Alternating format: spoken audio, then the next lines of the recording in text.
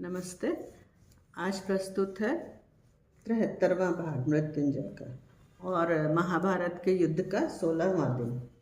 16वें दिन का प्रातःकाल सुवर्ण किरण रूपी पारिजात पुष्पों की सुगंधित कुरुक्षेत्र पर छिड़कता हुआ उदित हो रहा था। शुक्ल द्वितीय का दिन था। वह सभी देवताओं ने असुरों के विनाश के लिए जैसे स्कंद का अभिषेक किया था, वैसे ही समस्त कुरु सैन्य को एकत्र कर दुर्योधन ने कर्ण का सेनापति पद के लिए अभिषेक किया। जिस मूल स्थान पर युद्ध प्रारंभ हुआ था, वह स्थान अब 3 कोस उत्तर में रह गया था। समरांगण प्रतिदिन बदले जा रहे थे, दक्षिण की ओर सरकते जा रहे थे। क्षौम वेष्टित औदुंबर के आसन पर बैठे हुए कर्ण की दाईं कलाई पर दुर्योधन ने निशिगंधा के धवल पुष्पों की सुगंधी माला कसकर बांध दी तथा अपनी कमर के सुतीक्ष्ण खड्ग निकालकर उसको अंतरिक्ष में घुमाते हुए चिल्लाकर घोषणा की, कौरव सेना नायक दिग्विजयी अंगराज कर्ण, जय तू जय तू जय तू। विविध रंगों के सुगंधी पुष्प अपने सेना नायक पर बरसाते हुए कौरव सैनिक क्षण भर को भीष्म और द्रोण का पतन भी भूल गए। ब्राह्मण, क्षत्रिय, वैश्य और शूद्र सभी सेनापति के दमकते मुख की एक झलक पाने के लिए भीड़ लगाने लगे। पुरोहित तथा बंदीजनों ने उसके सुनहले घुंघराले बालों में सुगंधी तेल डाले। मुहूर्त की घटिका प्रदर्शित करने वाला छिद्रमय पात्र जल से भरी हुई नाद में डुब ध्वनि करता हुआ जैसे ही डूबा, वैसे ही दुर्योधन ने तबक में रखा हुआ सेनापति का विख्यात किरीट उसके मस्तक पर रखने के लिए उठाया। हाथ से उसको बरसते हुए कौंतेय होकर भी राधेय के रूप में स्वयं को धन्य मानने वाले उस महारथी ने पार्श्व में खड़े अपने पुत्र वृषसेन की ओर साभिप्राय देखा। वृषसेन ने तुरंत ही एक तबक सविनय पिता के सम्मुख रख दिया। उस पर पड़ा हुआ रेशमी वस्त्र हल्के हाथ से दूर कर सूर्यपुत्र ने उस तबक में रखे हुए एक दूसरे स्वर्णिम किरीट को दुर्योधन उसे हाथ लगाए उससे पहले ही स्वयं ही उठाकर अपने मस्तक पर धारण कर लिया। वह किरीट ठीक मेरे किरीट की बनावट जैसा ही था। पूर्व क्षितिज पर आकाश का सम्राट सविता अपनी किरणों के सहस्त्र घोड़े दौड़ाता हुआ आकर खड़ा हो गया। तित्तिर, चक्रवाक, सारंग, धनछड़ी, वन्य शुक्र और चकोर पक्षियों ने उसका स्वागत करने के लिए घोंसले छोड़कर आकाश में उड़ानें भरी। ओस की बूंदों के मौक्तिक तृण पर्णों पर चमकने लगे। वायु के झोंकों के साथ क्षण भर में ही वे कुरुक्षेत्र की विशाल हृदय भूमि में लीन होने लगे। समस्त चराचर नव चैतन्य से नृत्य करने लगे।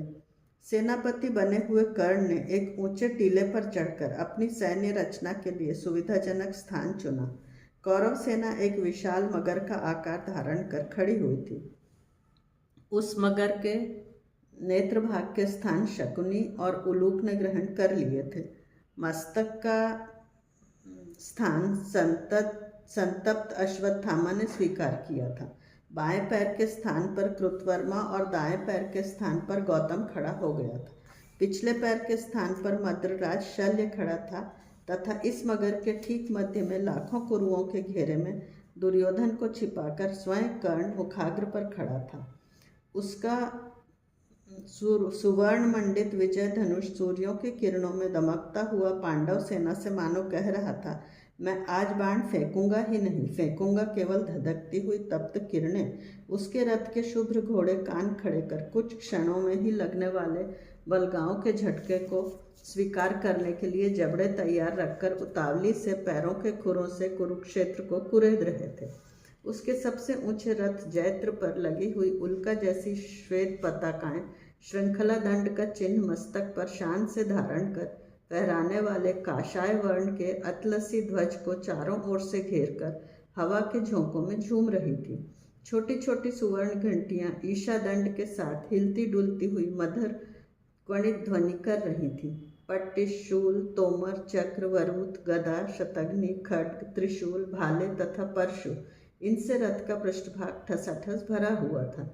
असंख्य प्रकार के बाणों को उदरस्त करने के लिए शताधिक तूणीर अपर्याप्त सिद्ध हो रहे थे। संपूर्ण रथ चकत्ते वाले व्याघ्र चर्म से आच्छादित था। मगर के मध्य स्थान से दुर्योधन ने एक विशिष्ट शंख फूंक कर जैसे ही चढ़ाई का संकेत किया, वैसे ही कर्ण ने अपनी पुष्पमालाओं से सुशोभित विजय धनुष ऊंचा कर घुमाया फिराया।